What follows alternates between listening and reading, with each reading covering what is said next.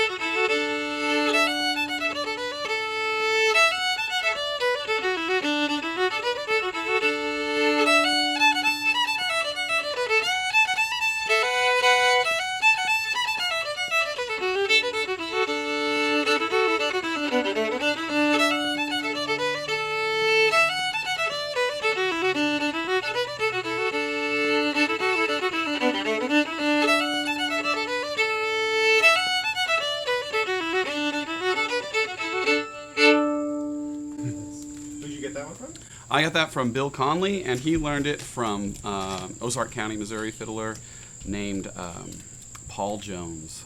And Bill's from Mountain Grove, Missouri. He also played with Bob. And cool. Yeah. Okay, Dave Scrivner, thanks so much for being on Oldtime Central. Thank you. We just met yesterday. Yes. I've heard a lot of things about you, but I don't really know much about how you got into old time. Okay. I'd love to hear it. Okay. I started when I was 6 playing mandolin and kind of in the bluegrass tradition. My dad thought that's what we needed to do. And then when I was in junior high, one of my friends from school started taking lessons from a local guy named Bob Holt. I'd never heard of him. And my dad, who grew up in the area, had heard of him, and nothing do, but I had to take lessons from Bob Holt. And kicking. Was Dad's decision? Or? This was Dad's. Oh, everything was Dad's decision. Okay. So kicking and screaming, kind of, I started taking lessons from Bob Holt. Actually, that's not true, because when I met Bob Holt, I also met people who played with him, and they were wonderful people. And that's what drew me to old time. I didn't know enough to know what old time even meant, but the people were what attracted me to old time initially. So that was in '97, and I've been playing old time ever since. And this was in Springfield, Missouri? Or? Bob Holt lived in Ava, Missouri. Okay. And which is relatively close to Springfield, about a little over an hour away. Okay. So, and I grew up around Ava and Mansfield, so it was kind of local for me too. But you were playing mandolin at the time? Yeah, I started with mandolin, and I played guitar a little bit too. Took some bluegrass banjo lessons, but never really played it. So. And when did you pick up the fiddle?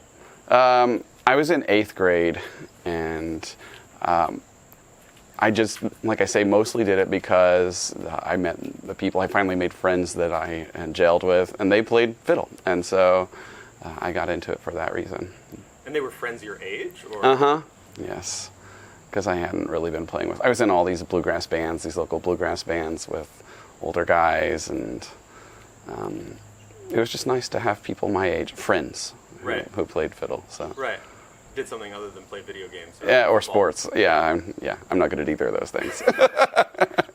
So it was a process of elimination. Yeah, exactly. That's good. I told one of my friends yesterday, I don't even fit in with the misfits, so. So you gotta play old time. Yeah, that's right.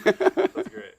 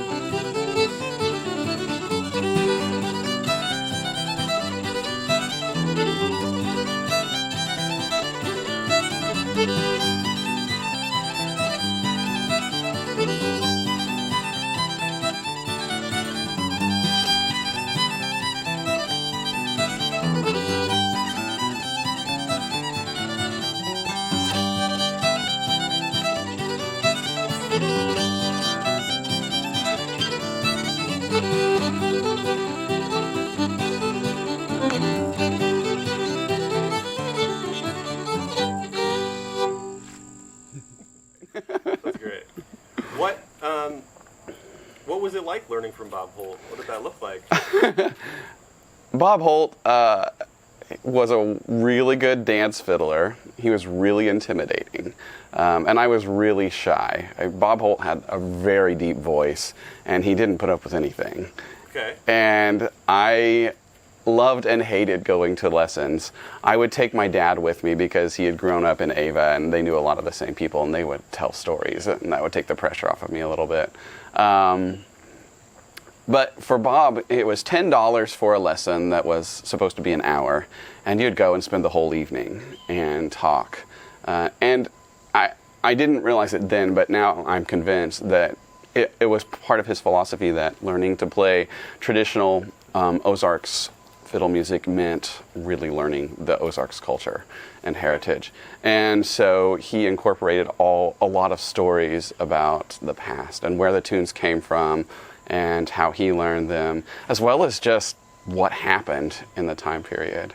And he would talk about what old timers had told him. And I was kind of a country boy myself, but some of my friends weren't.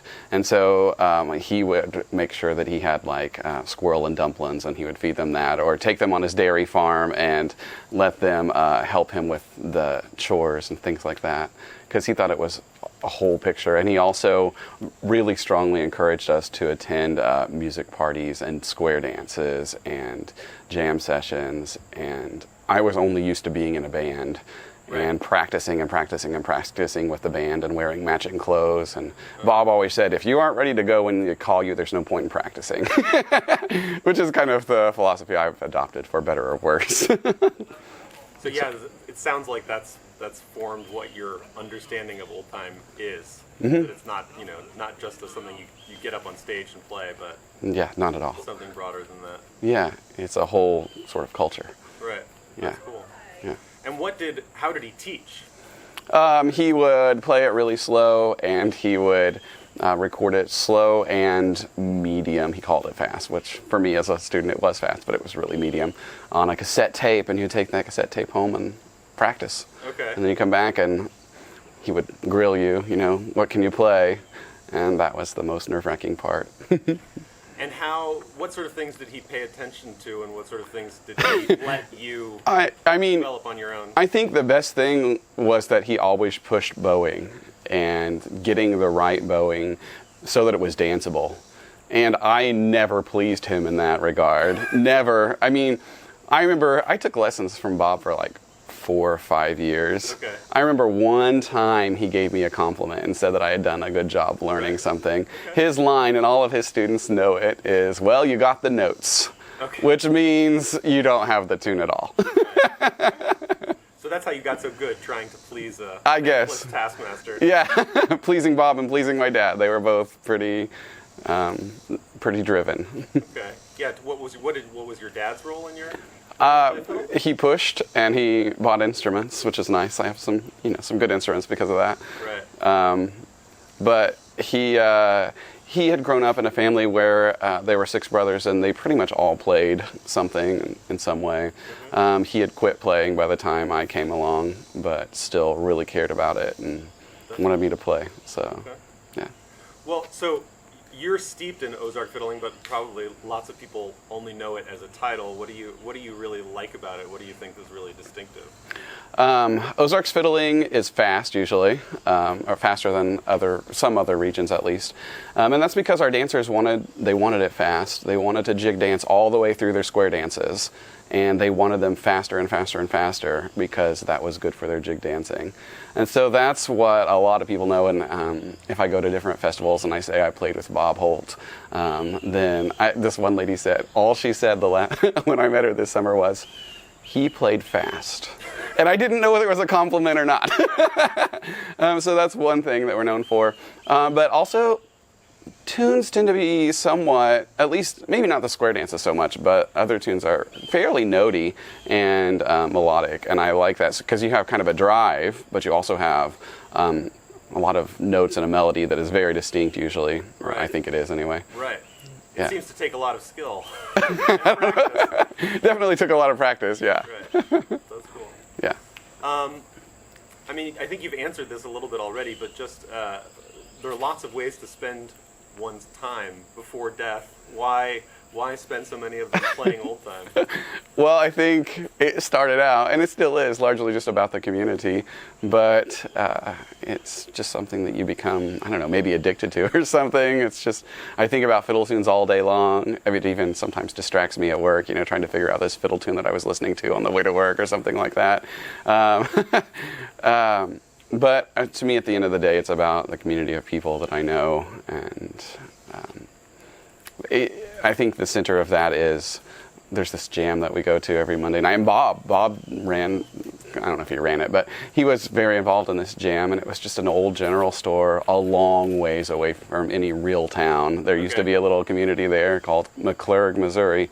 Yeah. And so we go on Monday nights now. It's been going for like 40 years, 35, 40 years. And we have a potluck dinner, and then we sit around in a circle and play tunes, and some people amazing. play pitch, and tell stories, and Right. yeah, it's great. It's where I learned that you stay in one key for a long time because of banjo players, Yeah. and it was great because when I went there in high school and even in college, and I was playing next to Bob and other people who were really good. It was like an apprenticeship because they didn't slow it down for you then, and they didn't even show you the notes. You just had to catch it. Right. And the way that jam went at that time was that Bob just called all the tunes, and if you didn't play those tunes, then you might as well not be there. Right. So I was sort of forced to learn what Bob was doing. Right. So, Cool. yeah. That sounds like a lot of fun. Yeah, You should it go and is. check it out. Yeah, definitely. All right. This is Rabbit in the Peapatch.